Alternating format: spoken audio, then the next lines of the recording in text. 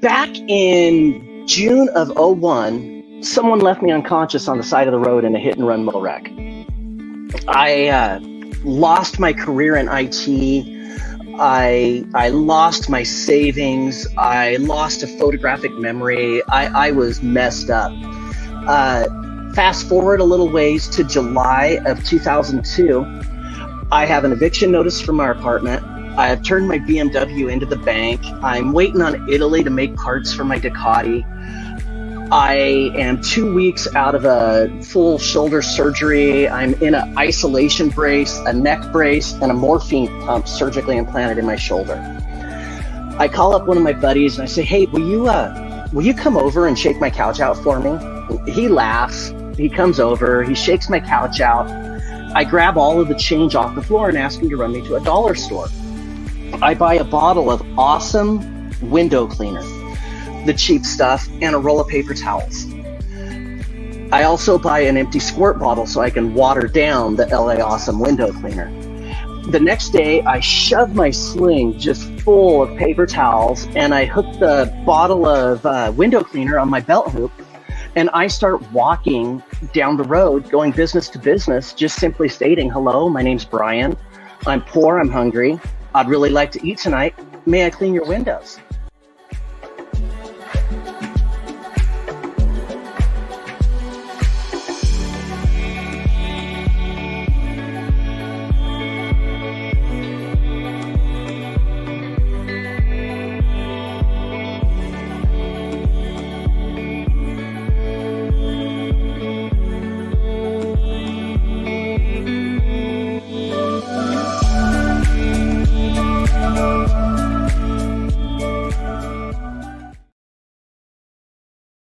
Catch you before you leave our live stream today. We are in fact live. We are just waiting for our live stream to begin. Please stand by as our live stream is about to begin. We go live at 7 o'clock p.m. Mountain Standard Time every single day, Monday through Friday, except for Saturday and Sunday. That is family time.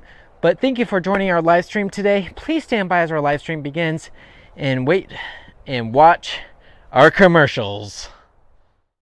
Hey, it's Harrison from ReachIt@FutureClean.com. Before Ben and Perry go online, well, you may know him as Perry, I know him as Dad. While he's been semi-retired, I've decided that Reach is going to sponsor Service Six Sigma, because it's another way for Perry to be able to get back to the window cleaning industry and service industries in general. So let's get on with the show.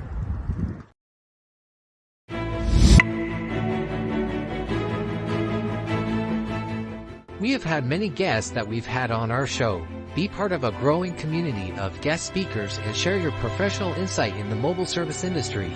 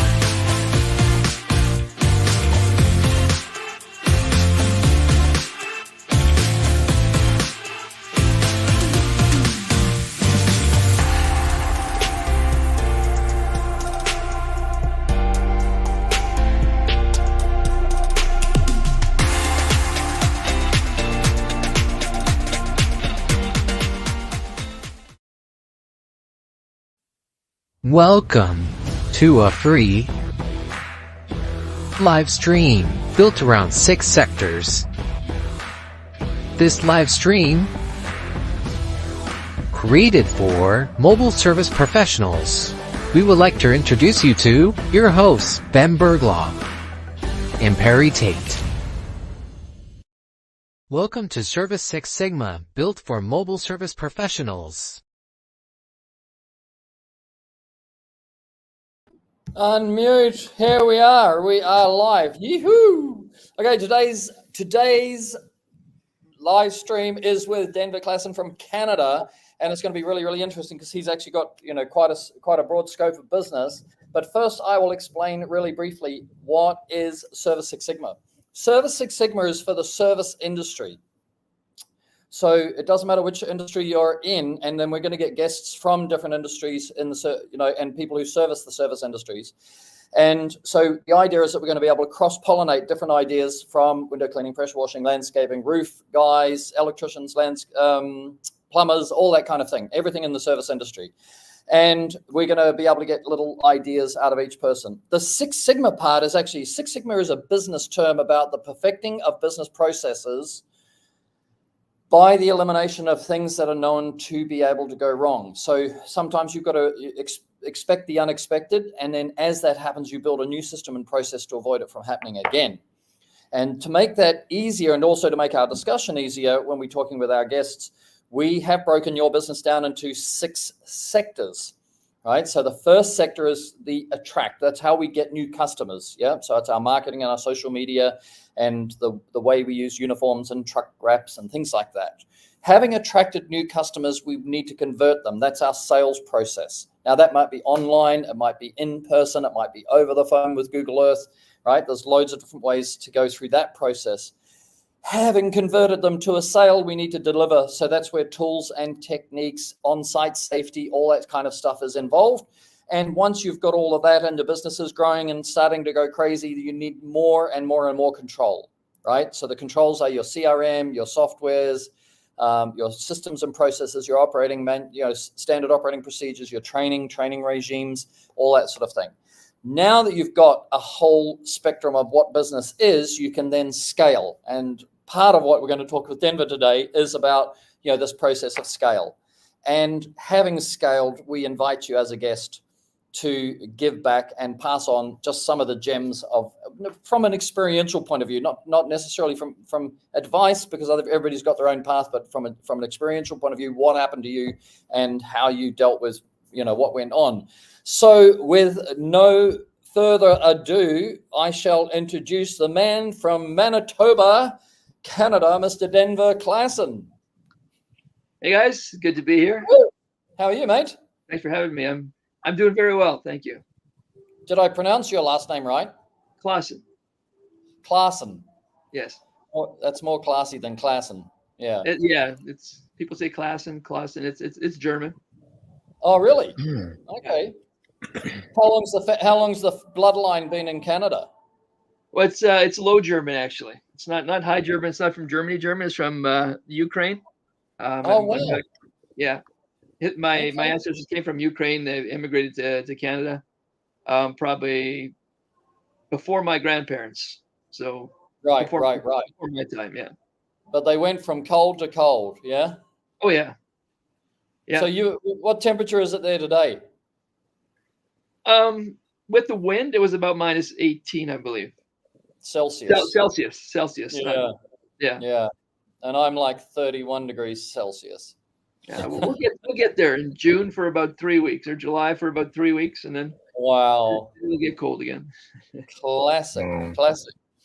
Hey, when you and I know each other for a long time as from a customers, tool provider point of view, but I didn't realize how many services, because I only see the window cleaning side, right? But you provide a lot of services to your community, right? We do, yeah. Yeah, we've grown. We've added more exterior services as the years went on. What did you start with?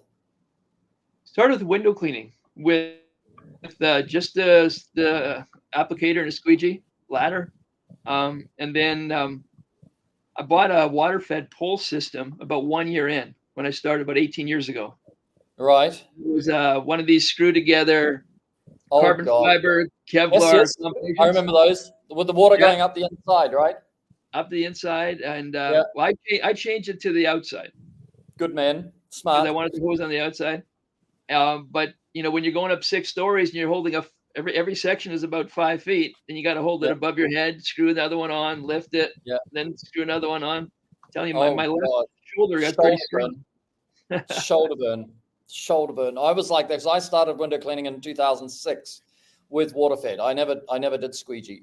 Okay. And I did in the end, like for internals and all that. But I started as the ladderless window cleaning company, and I only ever used poles, and we didn't carry ladders. So I was I was already 45 or something. So I was going. I'm 6'6", 100 kilogram, 220 pounds.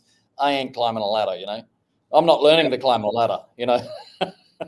I'm a little smaller. I'm 5'7.5" and only 140 Oh, pounds. you see, so there's people like you that we designed the Mini, and we changed the Pro to the Warrior, so make those clamps able to be used. Otherwise, you got to walk your way up the pole to adjust it.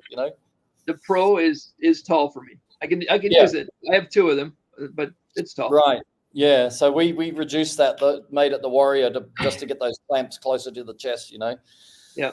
So it's cheaper to make a Pro because the longer, the longer you can make each thin section, the more feet you get for less money, Right. So a Warrior becomes a more expensive manufacturing and a more expensive buying thing. But from a when you're working, the time you don't have to climb the pole to catch the clamp and get back down the pole to where you want to work from it. Right. Yeah. So I can move it up about 5-6 inches at a time, and then I gotta regrip and then move it up and then regrip. Yeah. Whereas like for a Mini or a tactical, it's like you can move it 3 feet at a time. Yeah. Right. Yeah, you got it. So that was why I did that. That was always interesting. So after window cleaning, what did you get into? What was the next exterior service? We really grew our pure water service for windows, and then about 5 years ago, we were getting complaints from customers, not about our work, but because we cleaned the windows, spiders were coming up and putting webs all over the house, over the windows again. So I'd been referring a pest control company to get rid of the spiders for my customers, and they weren't showing up in my area. So then I got certified as pest control, and I bought in with a company that had been doing it almost as long as I was doing windows. And so I learned from them. So I didn't have a learning curve.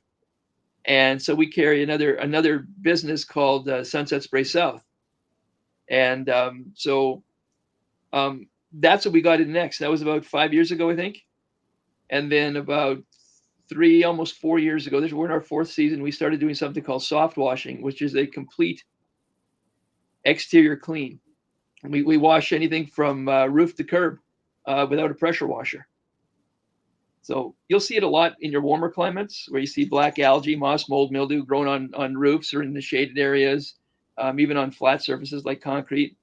You just see the mildew spreading. And we don't see as much here. It doesn't grow as fast, but it was very noticeable. So we got into that, and we're trying to expand that. Yeah, because and then we chose our thread for your live stream as being choose wisely between pressure wash and soft wash. So you obviously have a pretty strong opinion one way or the other about this. Like where do you stand on this? I do have a strong opinion. I've been pressure washing since the beginning. Since I started window cleaning, pressure washing was part of one of the options that we offered people. Yep. And I myself have. Yeah, you got all the stuff. Look at your truck. Like we just put your truck. That's loaded. That's a custom truck. That skid is made by a company called Soft Wash Systems in Sanford, Florida. Oh, AC. Some of the things. Yep. Yeah, AC Lockyer. Yeah, you know him? Yep. Oh, he's a great guy. We've got him coming live in a couple of weeks. Yeah. Okay, good. Yeah. He's this is actually not even the Mac Daddy skid. This isn't the fully loaded one yet. But with this skid, the first I'm pointing here, you can't see it, but the first box on the left with the knobs, you can just dial in the solution that if you're cleaning a sensitive surface, you can dial in the strength that you need. Sorry? The red ones? Yes. Yeah, you can dial in the soap volume. You can dial in your killing agent for the plant, because algae is a plant. And you can just make it as strong or as weak as you need to get the job done. And then the middle one is a pressure washer. The truck does have a pressure washer. And then the purple one with the purple stripe on it is our plant protection, where we have liquid fertilizer that neutralizes any caustic chemical or cleaning agent that we would put on a house. If plants, grass, shrubs get sprayed or misted with the cleaning or the cleaning agent, Yep. we'll just spray them down throughout the process, and when we're done, it adds nutrients to the ground. It neutralizes anything that might have hit the plants, and we just do property protection, plant protection, and it's all done with under 100 psi of spray. Wow. And then you've got a pressure washer. How many, in a percentage terms, what percentage of work would you do now at a high pressure? 2. Oh God, 2. There's guys out there that don't even have one on their truck because you can do an awful lot without pressure. The only reason I have one is I do a lot of work at recreational properties, cottages, right? And moss grows nice and thick under the trees. So if we have to clean a deck or a concrete pad or something, there's a nice thick layer of moss.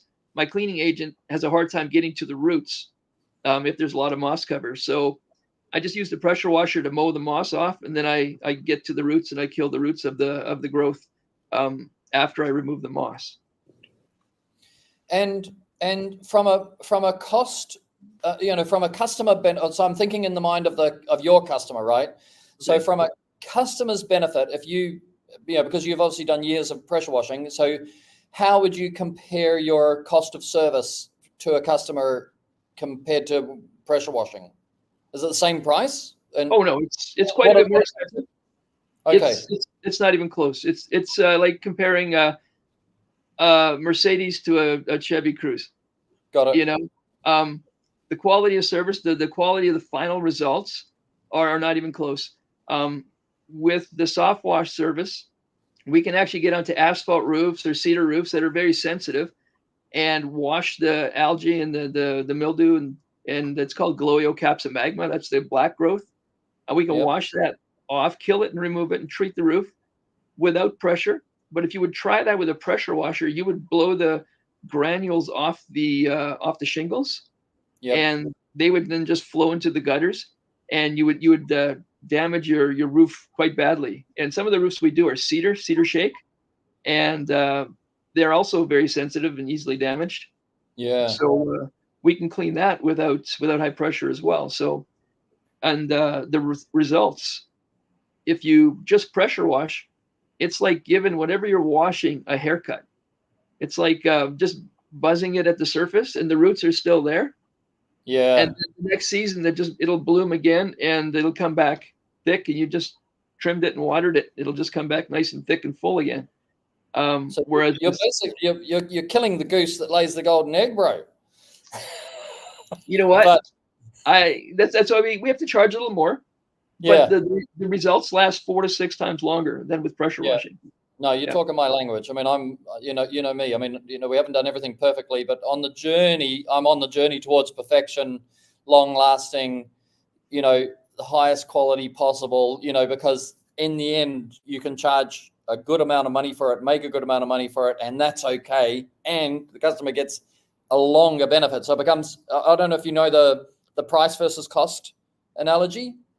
I've heard it. I don't think I could quote it to you. Yeah. So somebody says that, the price is high, and you go, yes, the price is high, but the cost is low, right? So if you go and buy a brush, let's say that lasts 6 months, right? So I'm talking in my language, right? But it will apply it to yours. If you go, then our brushes have a higher price, so maybe 50% higher, right? However, let's say you don't need to change anything for 2 years, and in the third winter or after the second season, you can change the bristles for 1/10 of the cost of the brush, then right. Or 1/5 or whatever. So over 5 years, right? And you'll never replace, like once you've got a rocker, you'll never replace a rocker because we're finished now. Like when you've followed me from the days of you were saying from the days of the Beta brush pack, isn't it? Yeah. Oh yeah, no, I've got them all. So you, in that sense, we were changing every year and you would upgrade every year. But now we've got to where we wanted to finally, want to be, is that you'll never buy, like if you bought a radial rocker now and then you can repair it, but you'll never buy another one, so you can do that. And so in the meantime, the other guy's changing, buying 2 brushes a year, 30% cheaper. Over 5 years, he might spend 4 times more than what he would on a radial brush, even with its repairs. So the price is high, but the cost is low. And business people think about cost. So applied back to your business, the price of a soft wash might be higher, but the cost is lower because you don't need to get somebody to come back year after year to give your roof a haircut, kind of thing. Right, absolutely. Like we have maintenance plans available where if we do wash a roof, and it's really popular in areas where it blooms quickly and it comes back quickly, like say Florida, for example, or the deep south. They wash the roof, it looks great, and then they'll offer a maintenance or a plan to just come in and just touch up the roof once a year. And originally, they'll offer a 5-year clean roof guarantee. I offer that as well, but because it doesn't bloom here, it's very hard for me to sell it. But down south, they offer a 5-year roof guarantee.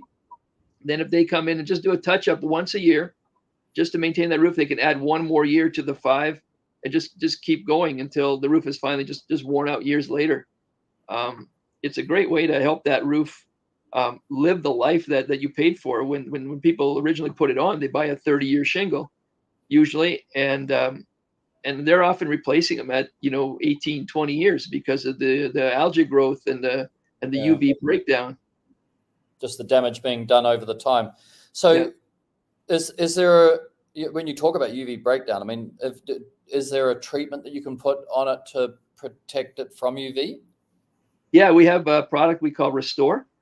It works great on, used to be called Wood Restore, but then they found out that did tests. They found it works great on all kinds of other products like fabric and cedar, like on wood, and also asphalt shingles. It actually adds essential oils back into the product or the surface we're washing. And it just it locks in the granules for asphalt shingles so that if they were about to come loose, it'll lock in whatever's still there and just extend the life of the roof. What's the pitch on a roof in where you are? You're near Winnipeg, right? Yeah, I'm near Winnipeg. You know what? There's so many variables. We got your basic starter bungalows that are about a 5-12 pitch, and I've done houses that are like 10 to 10, 12, 12, 12. I haven't walked on those, but we can definitely spray them. And so because I'm guessing that the pitch of the roof is higher, because of the snow, right? So you need the snow to get off that roof. You can't let it. Is that where you are? Yeah, we've got the pitches there for a reason, but it's not really excessive. I mean, it's no different than in the U.S. I mean, as you go further south, they're a little flatter. Yeah, but they need the pitch for the water to run off because they get a lot more rain. Right.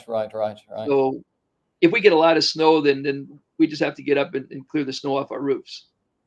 What other service? Yeah, I'm gonna. So what other do you take the snow off the roof with a snow rake or anything like that? I used to, but then there was a few winters where it was, nobody needed it. Right. And it was hard to keep staff. So then I just discontinued that. It's like snow like Ben does snow plowing, and just sometimes it doesn't snow, right? And so it becomes something you have to do yourself because you can't book people in for money that's not coming in. Right. Like this year, I used my snow. Like I have a blade on my 4-wheeler, my ATV, and I think I started my 4-wheeler twice this winter, just to push snow. If it was like that normally, I wouldn't need it. But some years it's every other week. But yeah, in the wintertime. I bet your customers hate it on those really, really heavy snow years, because they. But what do? You give them a contract for snow, or you give them they have to pay as you go, pay by the snowfall. Pay as I go. Just because it's so sporadic. Do you run a contract, Ben, or do you just pay as you go? Yeah, we run a contract for our commercial clients. So whole year, no matter what happens, if there's not much snow, you win. If there's a lot of snow, you lose. Yep, pretty much. So you have a skid steer, or you just, or how do you manage that? How do you clear No, I do the same thing as you. I use a ATV with a with a blade, a blade? V plow on it with a boss plow. Yeah. Okay. And he's put flashing lights on it, like programmable flashing lights. He Wow. looks epic. Nice. I'm not that eager to get out in the cold that much, so I'm No, I okay hate with. it too. Like I think this is my last year. I think I'm done. I hate waking up in the morning, late mornings, overnights. Are you going to Terrible. turn it into a recreational vehicle, Ben, or are you going to sell it to somebody as a business? I might keep it or sell it. I don't know. It's equipped to do snow removal. That's what's Right. made I mean, to it's do. like if you ever needed $1 for to buy Yeah. your Or I manual or might something. just pay somebody to go do it for me. Yeah, that's another way, right? That's another Yeah. way, like university student or something. Somebody Yeah. needs some Need cash. some decent cash. Yeah. Yeah, Well, yeah. you could always use it to go just riding. Just Yeah. Exactly. Now you're talking my language. yeah. Yes. Yeah. See, I for love winter, riding. I've got tracks for mine too, so I can. Oh, do you? Yeah, I can exchange them, snow For tracks or your wheels. four-wheeler? Yeah. Oh, okay. Yeah, I And do have it you for my dirt bike, the Wow. tracks. Okay. Yeah. Wow. do you? Yeah. It has one ski. No way, you've got one of those, Mhm. like Mhm. Augie. You should have brought that up at Yeah, like Augie. Augie's. Yeah. I so want I to do love it. that. It's so Oh, fun. and do you go out on your four-wheeler Denver and go bush? Yeah. Sometimes my in-laws have a place at a lake, and there's a lot of trails are out there in the area. Yeah, So we just go trail riding. In the that's wintertime, we'll fun. put the tracks on and we'll go ice fishing. We'll just ride out and What? You go out on the frozen water? yeah. Oh yeah. Hmm. Yeah, we Yeah. do that here too. On Lake Cascade, the lake gets really frozen, and we'll go ride our snowmobiles right across the lake to go skiing right at the resort. And A little but do scary. you cut a hole in the ice, Denver, and Yeah, with the drill, with auger about 8 inches or 10 inches diameter, oh goodness and then me, you sit there with a line in the water, and you just jig, and no if fire, right? oh yeah, if it's cold, we have a tent. My son has a tent, and it's insulated, and so we just put a little propane heater in there, and it's great. It can be minus 20, minus 30 Celsius outside. You're working, you're fishing in your t-shirt. Wow, that sounds so cool. All right, well that's on my bucket list now. There you go. There you go. That sounds fantastic. Okay, back to business. What other services are you providing? We do gutter cleaning. We call Yep. them eavesdrops here in Canada. You guys call them gutters. Yep. That's pretty popular in spring and fall. And so with window cleaning, gutter cleaning, interior and exterior window cleaning, there's actually apparently quite a few companies that don't offer interior, especially since the COVID thing. But people often ask, "Do you do interior?" And when we tell them that we do, they're kind of surprised. So we do a fair bit of that, and yeah, then bug control through our company called Sunset Spray South, Yep. and then soft washing through our with that soft wash truck. Those That's are it. Yeah, Yeah. that's it. And do you where you are? Do you have insect screens on your windows? Yeah, yeah, we've What is got it? a lot of mosquitoes here. A in the lot of summer. mosquitoes. Oh yeah. Wow. And then what was the other question I was going to ask? Is from the soft wash to the pressure wash to the like I was going to talk to you about spiders. You didn't send any photos of how bad the spiders make a window look, did you? No, I didn't. No. But Um, I think, are you in that part of Canada where they just absolutely trash the window? It can depends if I have some customers that have a farm, for example. When we sprayed their house, and the lady of the house was very happy with how her house looked. But then I got a call about a day or two later, and she was not happy how her trees looked because the spiders had moved from her house, and they made her trees look like a Halloween display. They're just full of webs. And out here we don't get spiders that are massive. I mean, their bodies are maybe that big, Oh, and God. so I don't think that's massive. But No, that's pretty similar to Australia, but they still freak me out, you know. Yeah, and nothing we have here is poison. I think most of the poison stuff is in Australia anyway. Yeah, mate. But they do make a mess with webs, so we just knock them off, and then we. And just how far, like how far into the window from the corner, from the frame of the corner, how far will they put a web across the window? Oh man, if your frame is like a 2x2 corner like this, yep, it can stretch across like a foot in either direction. See, like that is not normal. No, it's not normal. So when you're window cleaning, like how do you get that much web off a window? Oh, we have these round, fluffy duster brushes. Yeah. And we put them on the end of one of your reach-it poles. I've adapted tips that I can just screw them on. I've taken sticks and I've made them fit so they fit inside the number 1 section. Clamp it in, screw the duster brush off, and then I just send somebody around and just sweep all the frames. They come back looking like they got fairy floss. Yeah. Yeah. So what we do is we just run it on the ground, on the grass, or we run it in a tree just to pull the webbing off, and we just keep going. But like when I used to do this in Sydney, like if you hit a nest and then all these little baby spiders jump out and start flying, and then that's a short season. That's a short season. That's why you get other people to do it, right?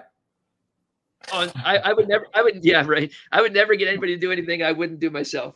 I know, but it is the worst experience when you're going, no, I'm covered in spiders. It is a fun time. I've seen it a few times, not often. You catch the right day, and you can see a little spider on the end of a long web, and the breeze just takes it. It's migrating. Yeah, like when they panic, I'm sure they all jump out of the nest and go. They put 8 legs out, and they're tiny, right? So they can fly. There's no problem. They don't go splat on the ground or anything, right? You know. But oh goodness me, I can remember some places I've been to and just absolutely freaked myself out completely. Yeah, so we haven't encountered that too many times. I've actually got a young lady doing the spider application, prevention application right now. She's, I think she's 19. So she got certified as pest control. She's my lead. She's my leader on the truck. Wow. And she's doing that. Yeah. What PPE does she wear? This has always bothered me about the pest controller, like, from a concern point of view when I was thinking about, I did think about it for the same reason as you have, right? Is it's such a natural service to provide for a window cleaner if you have no problems pricing your service properly, you know? Right. And you have an intention to deliver, clean windows all year round for the customer because they paid a lot of money. I always say you paid a lot of money for your house to look at this view, whether it's a backyard or acreage or an ocean or whatever. But how much did this view influence you when you were buying this house, and how important is it to keep this view clean and clear, right? Crystal clear for you the whole time you've got this house, Oh, that's my pitch. I've forgotten what I was saying. Yeah, you're talking about the view. Sorry, you guys froze up there. Oh, did I? Yeah. You missed my pitch. I missed your pitch. Something about the view and paying for the view. Am I right? Yeah. So I said, like, so here's the question.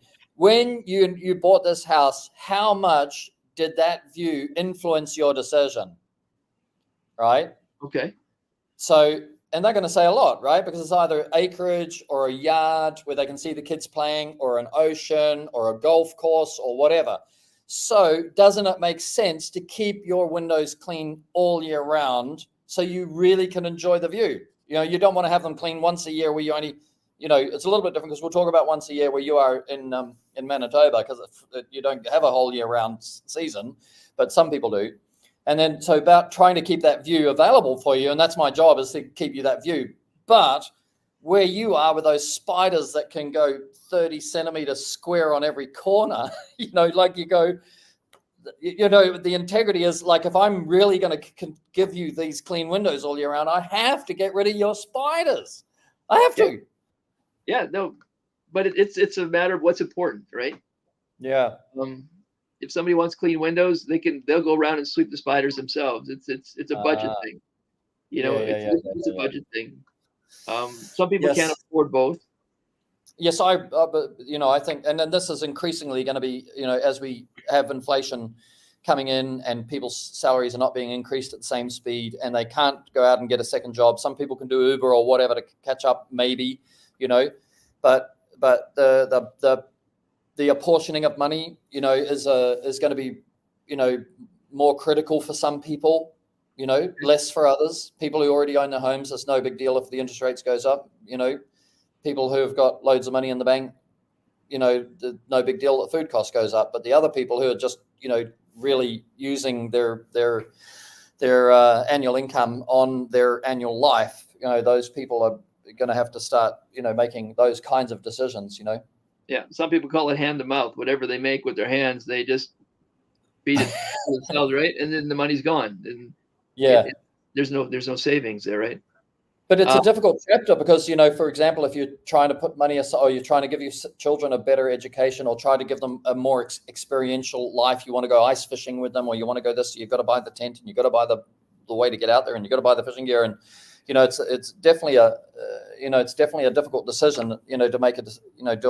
Do I have a life and give my children like multiple experiences, or do I have savings and I preserve my future on the presupposition that I actually make it there? Yeah. I learned a long time ago that there's no such thing as security, the job security. Yes. And so that's what I kind of teach the young people that work for us, is that there's no such thing as job security. You have security if you can deliver what your customer wants. Exactly, right? That. And if you go in thinking that you deserve a paycheck because you showed up, you're probably not going to get a very good paycheck. Yeah. If you think you deserve a tip because you delivered somebody coffee, you're not going to get a paycheck. So same as like a waiter or waitress, right? It's about the show, the theater. Yes. Right. How do you make the customer feel? How did you deliver the service? Yes. Is the results, your product, is it fantastic that they're going to be just in love with you and they're not going to call you back for a fix up? Or if they do happen to call you back for a fix up, they have an amazing experience. Yeah, they know you're human and you made a mistake. Absolutely. And how do we respond to that request for a fix-up, right? Do we argue with them, or do we say, we'll be there in 6 weeks? Or do we go there right away, say, I'm sorry, Miss Jones, we'll be back there tomorrow.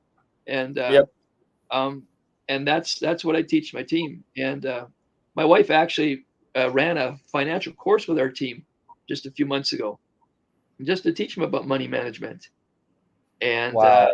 So we've got a pretty good team. This year we have 4 people coming back. 3 of them are women. Yes. And I'm just very thankful for the team that we have and the service that we can deliver through them. Yeah, that's fantastic. So what is your cleaning season? How many weeks a year are you actually out and in the field? Depends on the weather, temperature. Usually middle of April, and the last couple of years we've gone to middle of December. But sometimes it can be middle of April. 36 weeks, something like that. And then what would be a bad year?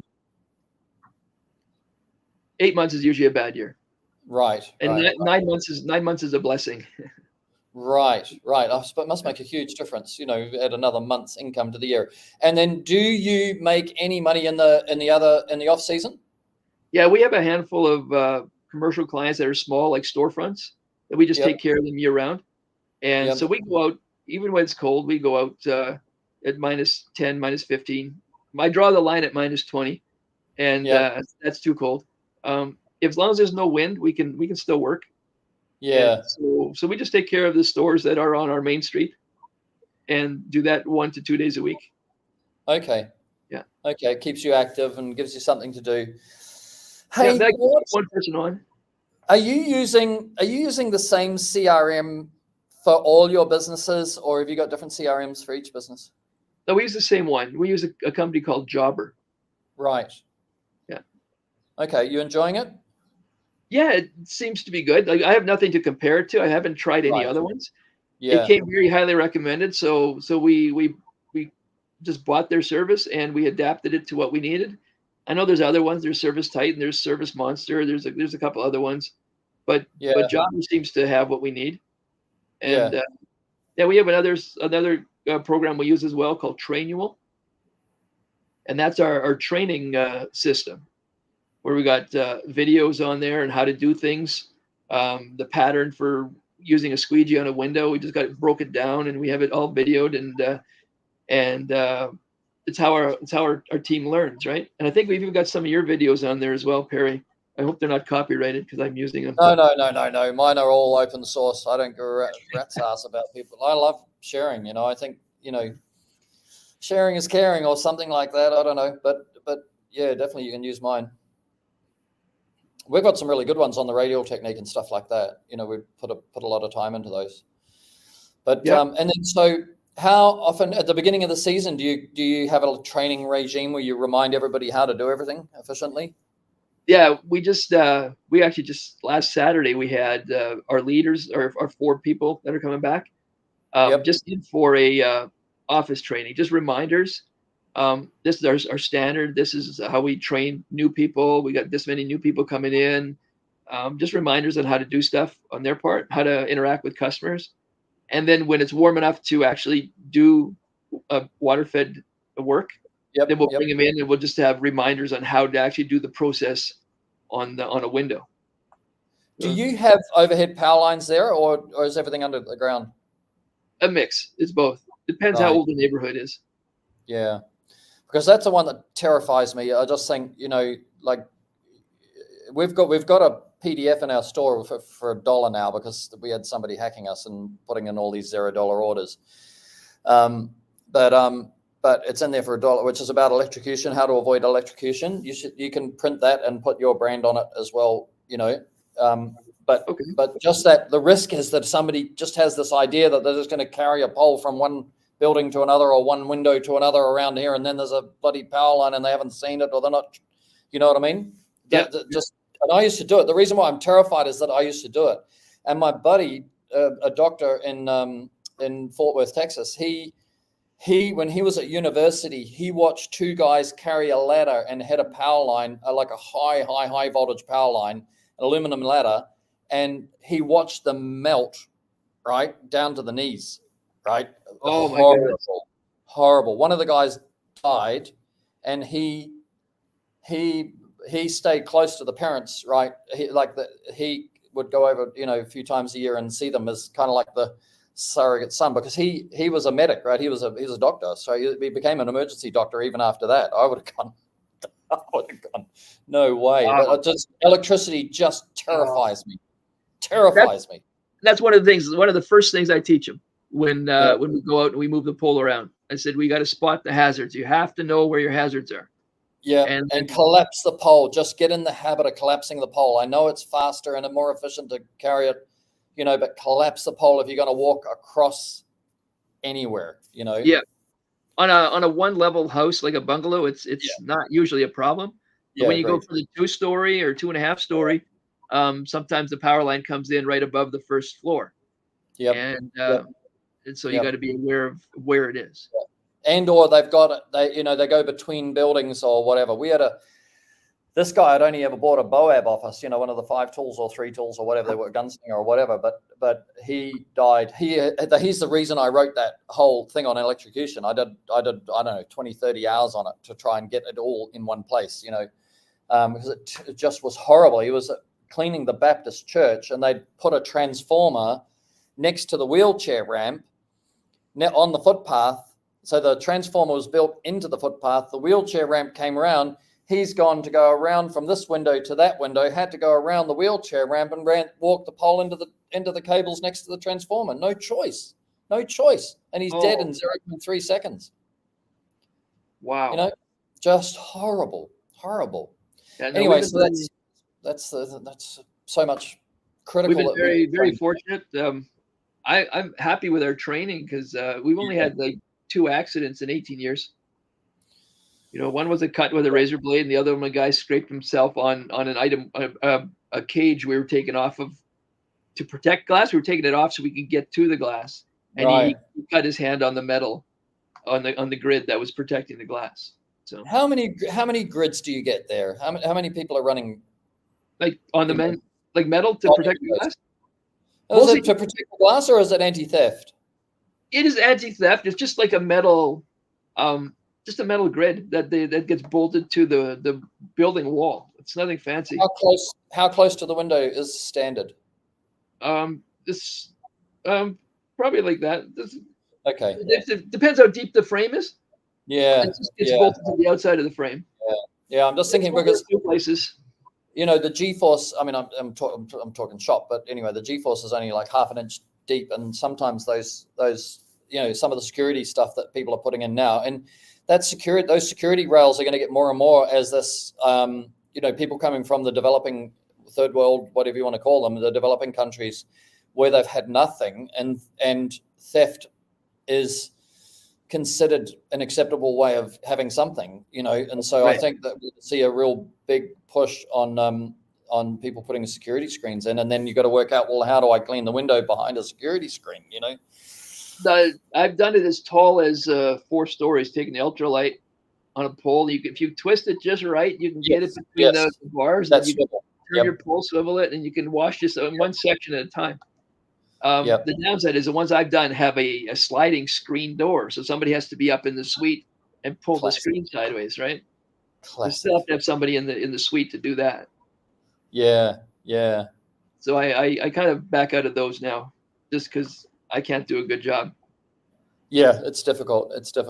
There's no answer. But anyway, when there's no answer, there's no answer. It's got to be efficient, otherwise, and cost effective for the customer, or it's not going to work. Yeah. Right. Yeah. So did you have a fan? Oh, you've got a wife. I heard you say that. So, and then you have kids. Oh yeah, you've got a son that you go fishing with. How many kids? I got 2 boys. Okay. 2 sons. Last year they were both working for the company. Nice. This year my oldest son is still doing sales for us. Yeah. But my youngest son, he's 20. He joined a coaching company called Super Tech University. He's doing a lot of their online marketing and their webinar. He's creating webinars for them. Wow. I don't know if you ever heard of Super Tech. If somebody's listening here, if you want coaching, I will look it up. And who does it apply to? Who does Super Tech? Who do they service? Who's their market? Service industries, just like us. What they specialize in. What's that? Let's get him to introduce us to the CEO, and we'll bring him onto Service Six Sigma. Okay, that'd be great. Yeah, he's not at home right now, but no. Later. Yeah. What they specialize in is they create like 5-minute videos that you show your team before the day on just reminders on how to treat people, how to do a certain job, or how to greet somebody. So they do that for you, and they have like, I don't know, 1,500 videos of different things just to remind your team of how to deliver a great customer service. Wow.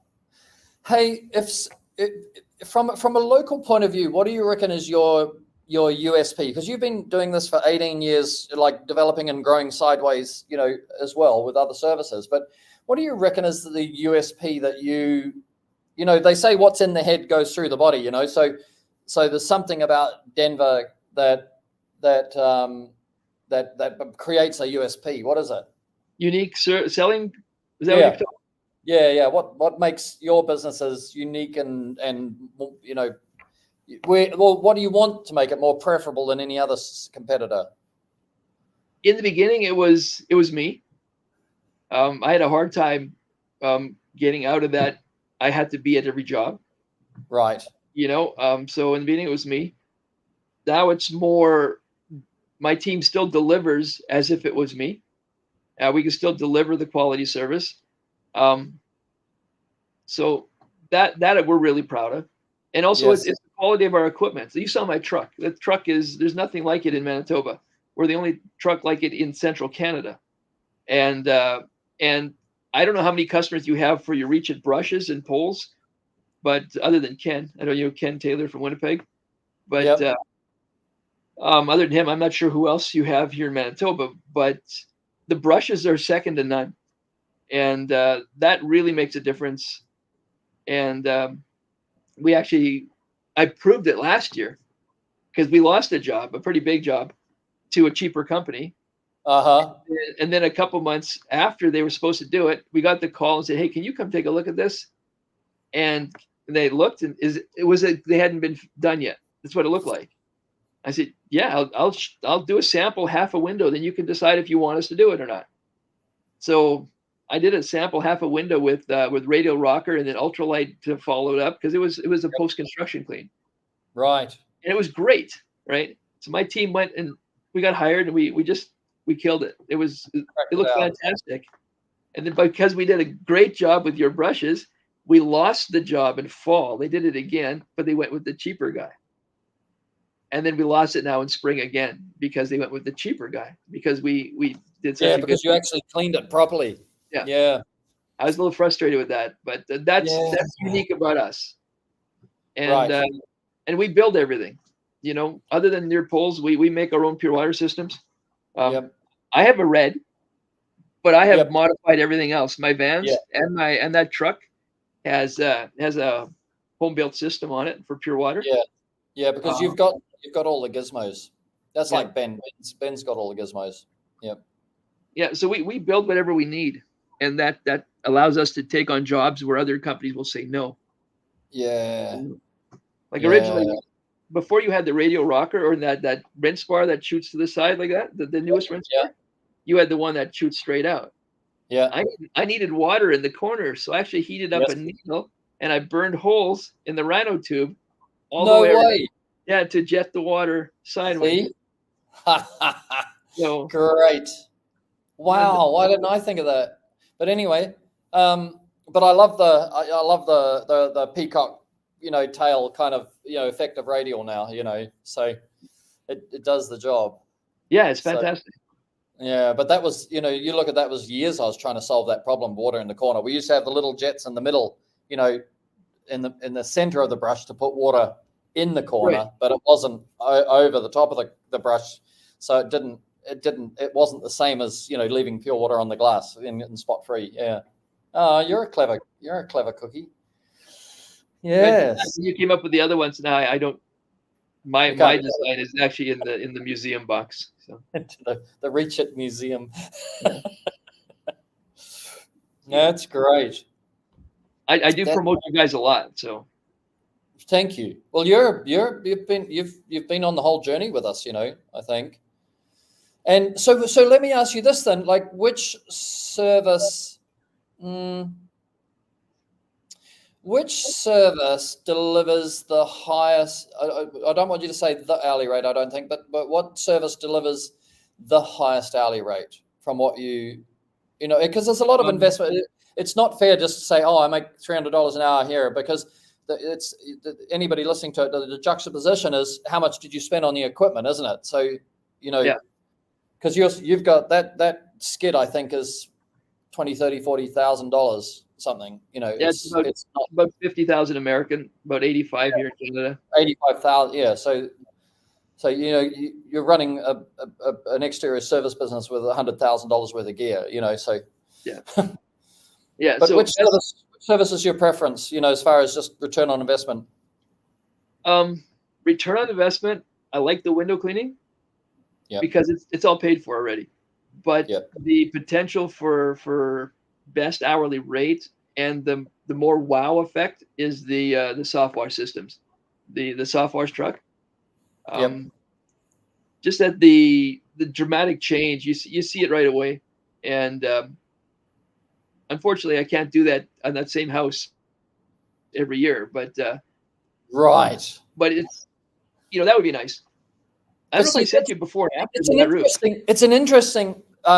a really interesting conversation, actually, is this principle, because I also have this. I look at some of the competitors who make products to fail, like consumerism, and I go, but I'm making an industrial tool. I can't make it to fail. But you imagine how much easier it is if a pole failed every year, and you knew that every time you got a customer, they would come back every year or every 2 years, and you'd know that they'd come back and buy another pole. And your brushes fail every 6 months, so twice a year this customer's going to come back and buy another brush. Every customer you get is now you can count on them. The lifetime value of that customer is multiplied out. Whereas if you deliver a crazy good product which doesn't fail, which took us years. I'm not saying that we did that from the beginning, but we think we're there now. Then and it's repairable. Then now now our businesses, we have to go and find either new customers on a continual basis, which we always have because our poles have lasted forever, 10 years kind of since the beginning. The guys who bought the first poles we ever made are still putting new clamps on them. Oh, you're one of those. I'm one of those. Right. So we never get to sell you. That's it. You've got 2 Reach It Pros, and we've never, we don't need to sell you another Reach It Pro unless you get another truck, Right. I'm due for 4 Warriors. I have 2 Pros, 7 Warriors, and about 4 Minis. So. Oh God. Yeah, I thought you were a big customer. So, and then I've got I just ordered 2 more ultralights and another set of French window brushes. So I got 8 ultralights and 4 sets of French window brushes. Holy dooly. Plus I got a bunch of radio rockers and 18-inch radio rockers and 14-inch radio rockers, and I got my favorites. I definitely got my favorites. The 18-inch radials, they're very heavy, so I don't use them a lot. No. Yeah, but the ultralights have quickly become our go-to brush. Right. See, that's what I say to everybody. If somebody said, "What's my favorite brush?" I said it's the ultralight because it's everything which I've ever thought of delivered in the smallest form. Right. Yep. It's crazy, and the pounds per square inch from an ultralight is crazy because you've just got the little scrubbies, and the same amount of force delivered across a smaller area gives you more pounds per square inch, which means if you want it to be aggressive, it's not as aggressive as the rocker, which has got the cheese grater and the Hulk and the stuff on the rocker that we can't put on the ultralight, but carborundum versus carborundum, non-scratch versus non-scratch, magic eraser versus magic eraser, there's more pounds per square inch from an ultralight, and we've still got the bristles to break the surface tension, so you get cascading rinse on a hydrophobic window. I better stop. Right? Absolutely. No, I get it. I say that too. Like I've got what's her name's Purple Rhino in the UK. In England, UK? Yeah. He's got Nautilus window cleaning now. Yeah. He bought his first ultralight because my son was over there getting mentored by him for 10 days. And he gave him window cleaning tips. Next thing you know, he's ordering an ultralight to test it out. I hope he ordered more. We'll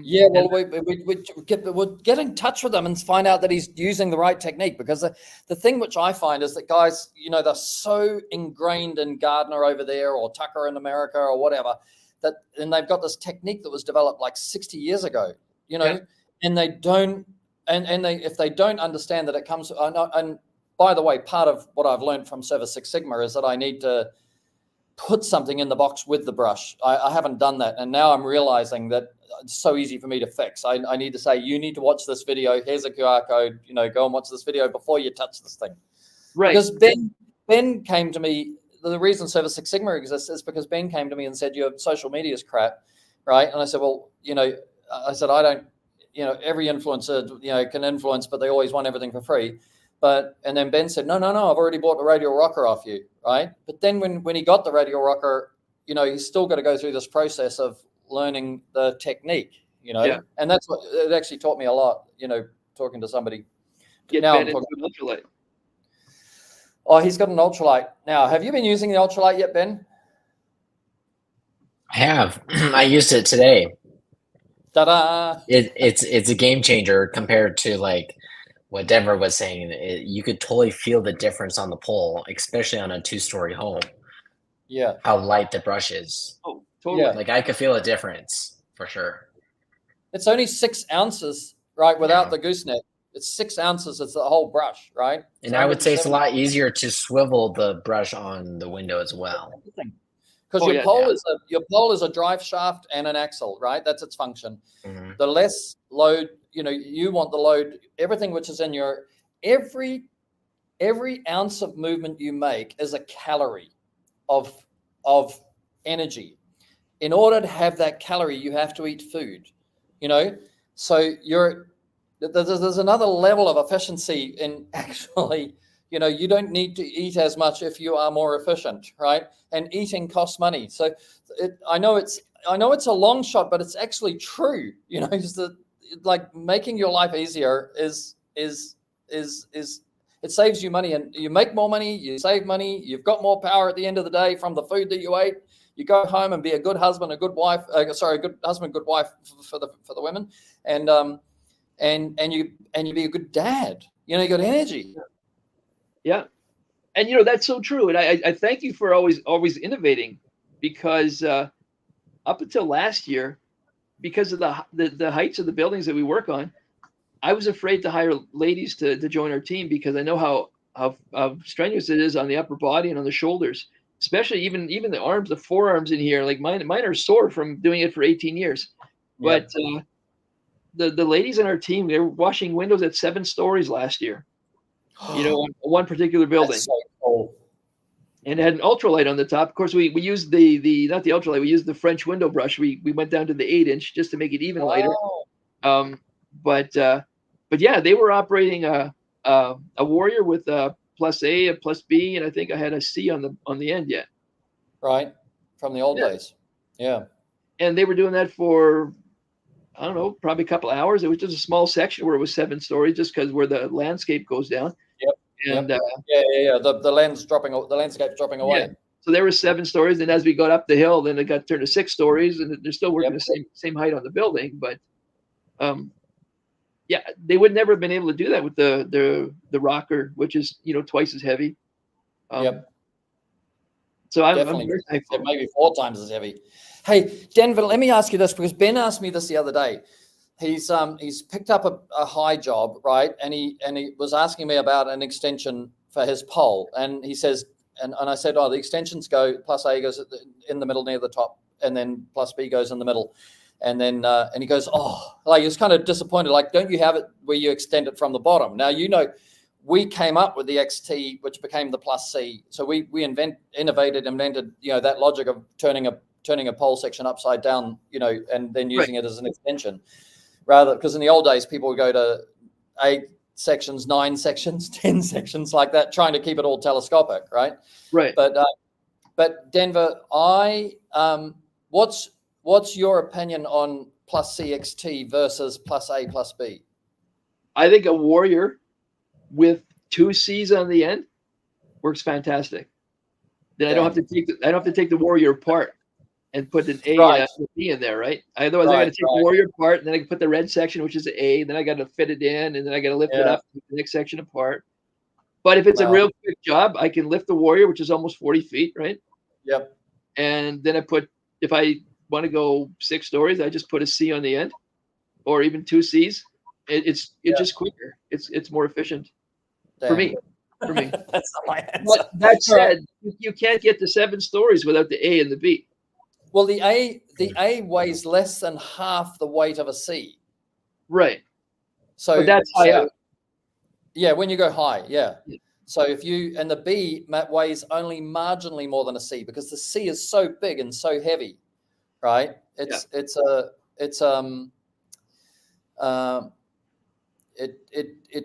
just and then it makes a big difference, you know, to the weight at the bottom of the pole, pushes the flex into the pole. So that's why I stopped making plus C, you know. But no, I can understand. You wouldn't want any more than 2 on there. I feel bad putting 2 on, but sometimes I just need an extra 4 or 5 feet. Yeah. You got to do it. Yeah. And then I think that the other thing is that I say to people, if you want to go to 75 feet, just get B. Yeah. You know, so that they're all together. But the B still weighs half of a C. So, you know, because of the circumference determines the total amount of carbon fiber that you use, and then that determines the weight. You can't buy lighter carbon fiber. You can only use less of it to make a pole lighter, you know. Right. You mentioned this a few shows ago. I caught this part where you talked about the A and the B, how they're put in strategic places on the pole because of how the pole bends, right? How it wants to flex, yeah. Yeah. And I totally get it. When you're going that high, you want as much rigidity as you can, because otherwise you got too much flex, and a slight breeze takes it. You have little control, or you lose, and that loses your efficiency, because then you have to move slower. Yeah. By the way, I'll just give you this tip from the training point of view for the 7 stories. There is a difference between 7 stories, 6 stories, and 5 stories, and once you get to 5, it's pretty much the same down to 2. You know, 5, 4, 3, 2.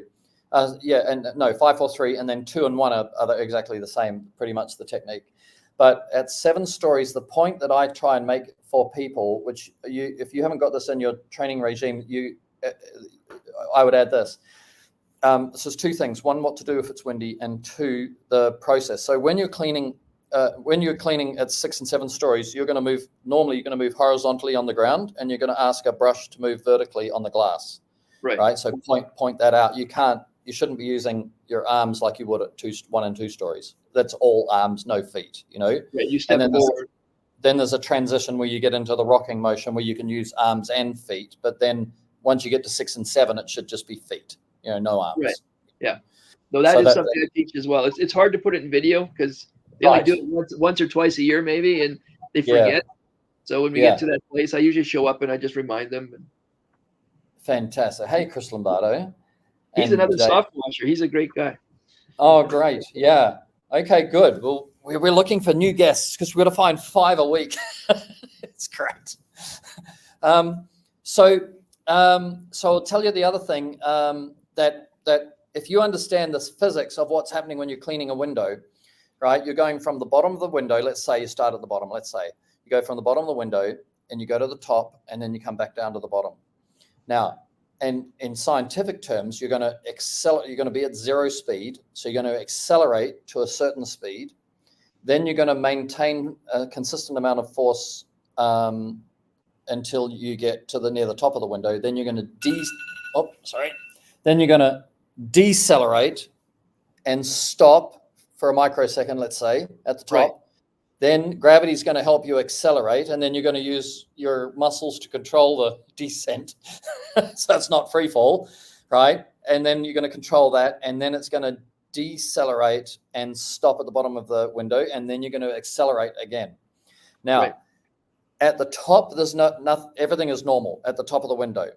However, at the bottom of the window, because you're a long way down, you could be, 60 feet down, right? There is a time difference between the brush coming to the bottom of the window and having to go back up again, which you visually see, but isn't what you're experiencing on the ground.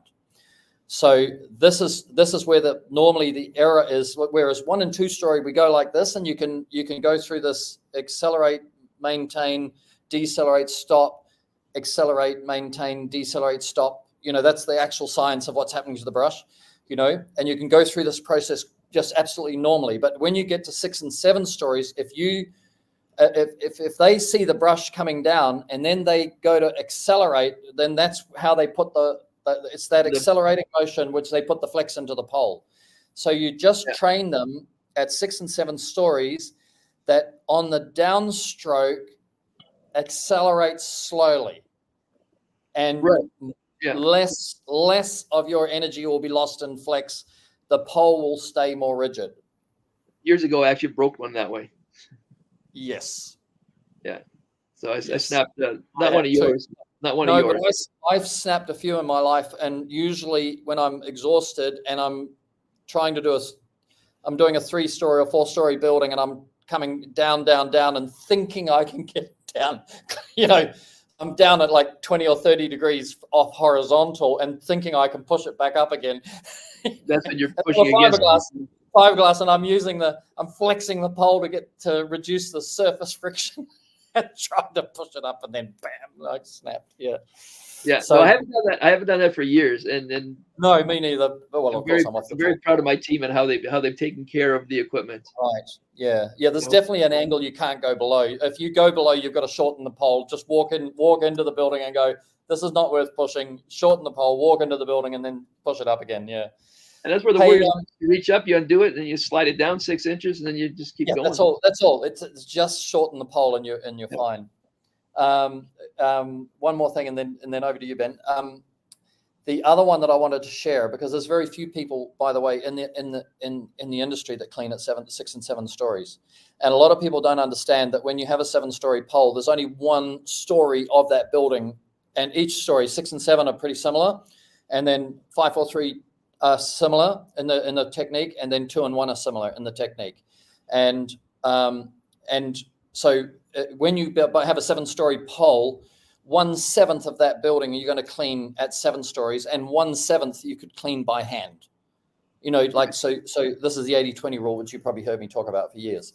Now, that said, I want to talk about when the wind is blowing, because if you get a wind come up, or somebody goes around a building and they end up in a wind tunnel, which they didn't have wind on the north wall, and they go to the east wall and then there's wind,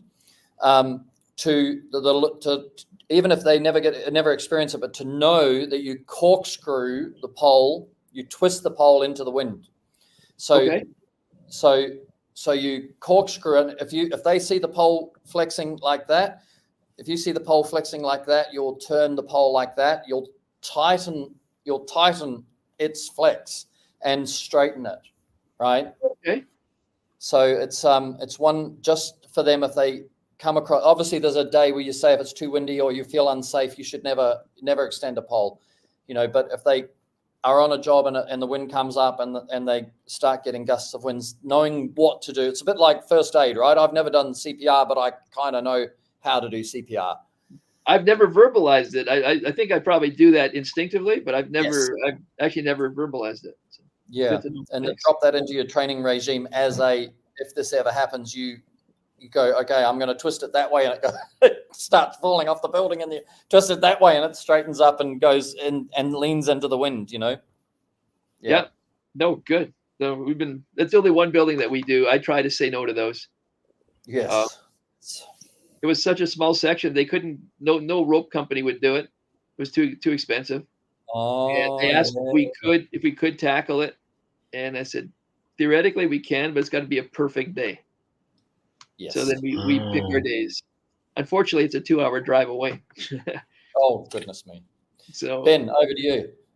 Yeah, so with your exterior window clean, do you primarily do water-fed pole?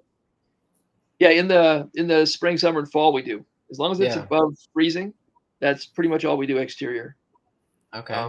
We do have to make some adaptations, like when you got oxidation on frames. I don't know if you have PVC windows. Yeah. I think Perry, you have a video on oxidation on plastic siding, and that took me a while to drill it into my crew's head. That you can wash the frames, but it'll just run down that milky film, right? It will just run down. So you have to be prepared for that. But once we got that trained, we haven't had a problem. So. Yeah, the thing about oxidation is that it will only come into your rinse water if you've touched it. And I proved that with a video. You can put pure water on oxidized plastic vinyl, and it will not come off. And that's where this myth that somehow pure water helps clean windows. It's all bullshit. The reason you have pure water is to leave a spot-free rinse. That's it.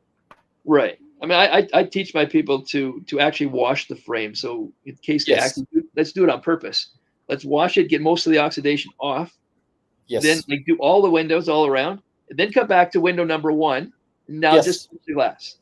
And just do the glass. That's exactly what I teach. Exactly what I teach. Do all the frames. And somebody wrote to me the other day and said, "But isn't it double handling?" And I go, "Well, it's not double handling because you've got no choice. So no matter what brush you use, it's what you have to do to deliver the service." Yeah. And filling your brush up, trying to do one window at a time doesn't make sense because your brush is full of oxidation. It's just right. Hey, it's one of those pluses, one of those little services. We call them like +1s or little bonuses. We just tell people we're going to scrub their frames. Other companies will just come in and just wash the glass, but the frames are still dirty, right? So we just price that in, and we automatically just wash their frames and then come back to window number 1 and then do the cycle again just with the glass. So yeah. Do you do that on every job? Every PVC window job, yeah. If it's metal frames, we'll wash the metal frames too, just to polish them up. You asked what set us apart, unique selling proposition or whatever, and those are some of the things that we do, just little extras, right? Yeah, you do it right. And this is another one. This is we're registered with a company called The Seal. This is mandatory through Software Systems. Yep. Right now, we're the only company in Canada that is certified like this. It's third-party verified. And so they check us against any predatory stuff. We get checked here through our CMP, our police system.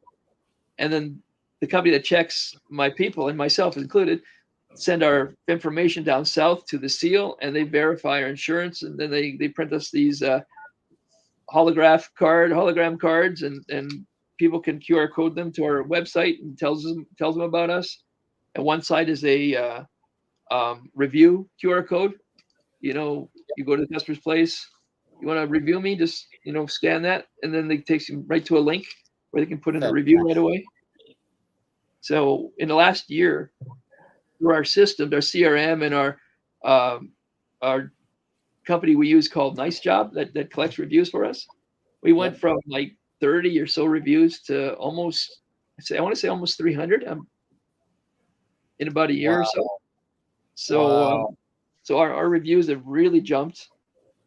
And that's got to give you a return on investment for using Seal, right? It's supposed to. Right now, it's just a novelty. I haven't really. It's brand new to me. I got this in January. That's when they got connected with the company that did our background checks for us. Yeah. And through AC, I saw AC's name pop up on the screen, but through his company and Software Systems, the Seal is connected with them. And when I got to talking to the owner of the Seal and just conversations, I put him in touch with my guy who does our checks, our background inspections, and they connected, made a deal, and next thing you know, we're in Canada. So did you work with Ed over at the Seal? Yeah, Ed's fantastic. Yeah, he's a pretty cool dude. I want to get him on the show and definitely get him talking. On. That's a great show. That would be a great show.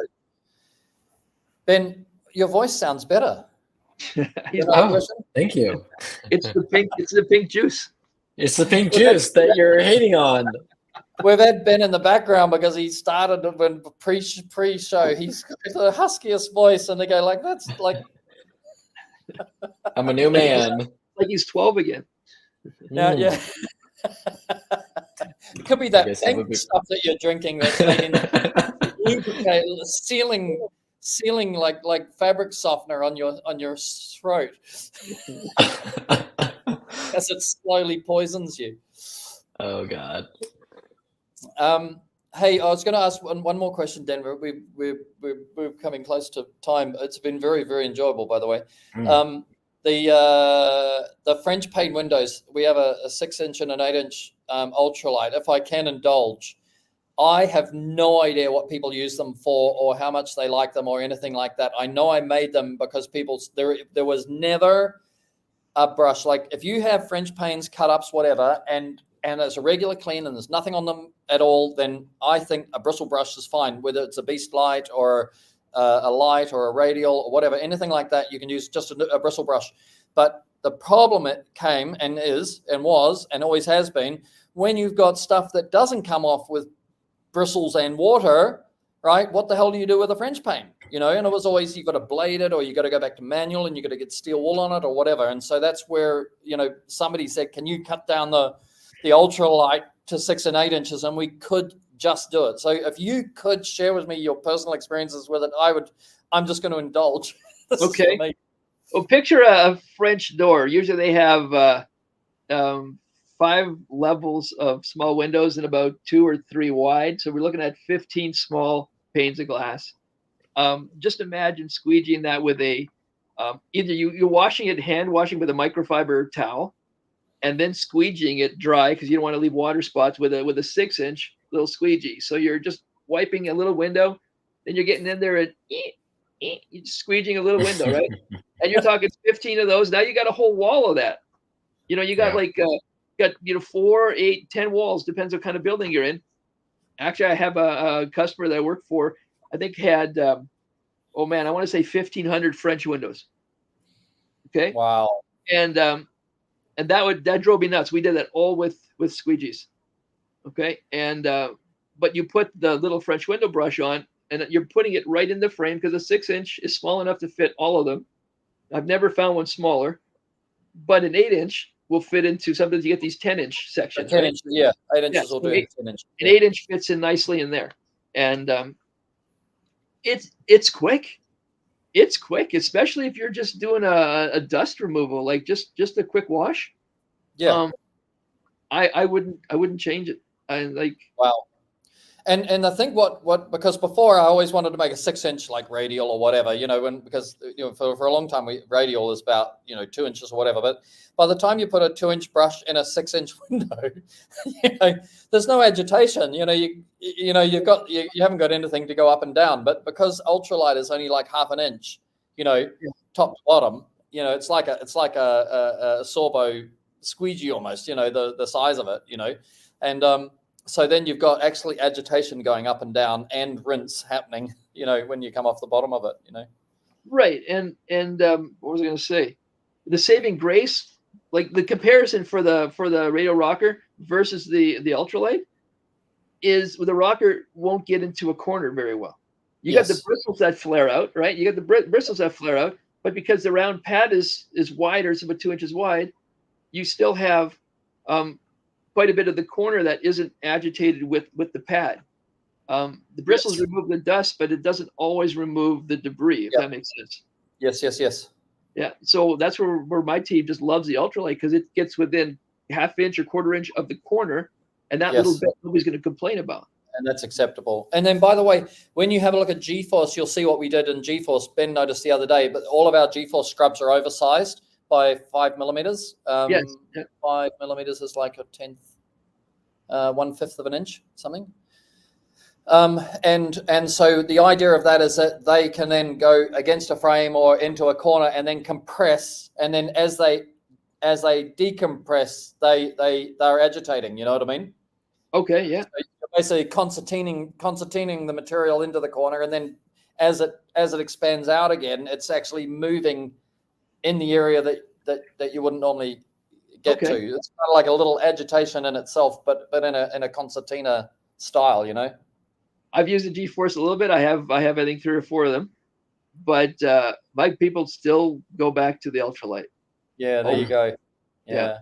I think GeForce is only designed for, when I say only, there are guys using them at 4 stories, and there are guys using them on rope access now a lot. Okay. And but the real design of GeForce is below the waist glass, the glass that goes to the ground, because you don't need to change your posture. You can just go from 12 feet to 0 feet, without changing your posture. You don't have to go. There are more guys out there doing rope access or rope descent with Pure Water. Because when I say it's not, it's 0.01% of the industry, but it's if you go overseas, even in China and stuff like that, you see guys with brooms on ropes with hoses over the top, like 6 of them across a building and washing buildings with brooms. Hilarious. Yeah, I team up with a rope company. Is that your thing? I'm not showing them my stuff because they'll copy it, I'm selling China. No, I team up with a rope company that does the odd job for me, or with me. Right. We partner, and so I supply the Pure Water stuff. Touch base with Peter Thomas. Peter Thomas can put you in touch with the guy in Australia who's been doing a lot of the feedback on it. Okay. What we did, because we've got the clip, so you can slide you can slide the control across, but he doesn't need that or want that when he's up high. So we just put silicon. He put silicon underneath it to lock it in the center. Because like when you're working on ropes, nothing can go wrong, nothing can slip, nothing can fall. Everything has to stay with the guy. So that's how we made sure. We could have screwed it together as well, but we just recommended to put silicon underneath it. Okay. Anyway, blah blah. Yeah, no, I've always used ultralight rocker. So I've never used a GeForce on a rope. I've always used the ultralight or the rocker. I think you'll find with the GeForce, when you realize that it can spin 360, like Byron picked up on the logic of the solar rocker, is that having the jets underneath, when he gets to a really dusty job, he'll take out the GeForce and just turn it upside down and have the jets on the underside, and then just go top to bottom and get all the dirt off. Because like as window cleaners, we're kind of always pushing stuff uphill, and then waiting for it to come off. But with GeForce, you can so easily just turn it 180 degrees and then just pull all the dirt off in a single stroke. So Byron is, because he cleans out in Western Australia and the countryside. He does a lot of countryside stuff, which is like, dust and dirt on the windows, Okay. Wow. I'm looking forward to trying that. Yeah. Yeah, there's always something new. Yeah. There's always something. Anyway, there's just always something new. Like, isn't it, Ben? Definitely. Lot to learn. Yeah, and no, but also from tools. Like Ben and I were talking about another tool, and I'm going, I can make a better one of those. Like, but Which one? I probably have it. No, so well, A secret. I'll talk to you when we Yes. stop live, right? Because you could probably also be a good person Yes, to he test. would. Yeah, definitely, because you're dealing with stuff that it really needs to know. You really need to know it works. All right, what do you reckon, Ben? Have we? That was beautiful. I love this show. Yeah, This fantastic. is a good Denver, one. appreciation to you. We would love an intro. I think you already know Ed from the Seal, Ben, but Denver, if you give him a whistle, because sometimes if two people approach him at once, we get a faster response. We'd love to interview him, and then who was the other guy? We've got AC and Super Tech. Super Tech. Yeah. Let's see if we can get the CEO of that. We like the CEO because the CEOs have got their vision, the inspiration. You know what I mean? Yeah.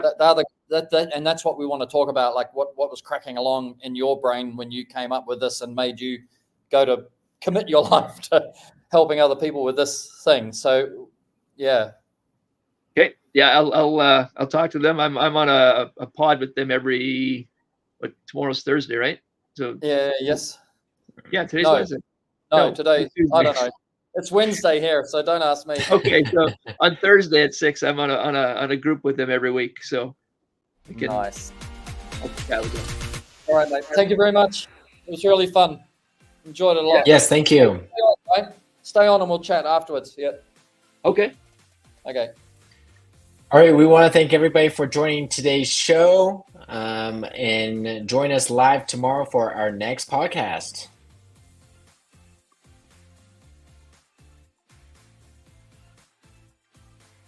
Oh, hello there. Ben here with Epic Exterior Services, president and co-founder of Service Six Sigma. We want to thank you for joining our live stream today. We appreciate any feedback is welcome. Please comment on our future posts and live streams. We always love to see the engagement in our live streams. Always ask questions, always post your comments, and reshare this video with your friends, family, Facebook, social media. Share it everywhere as much as possible. We would highly appreciate it. And if you know of a guest that would be great for our live stream, please pass them our way. You can visit our website, service6sigma.com, and there is a guest contact form that way, and we will interview that guest to make sure they are a good fit for our live stream. Again, thanks again for joining our live stream at 7 o'clock p.m. Mountain Standard Time, and we will see you next time.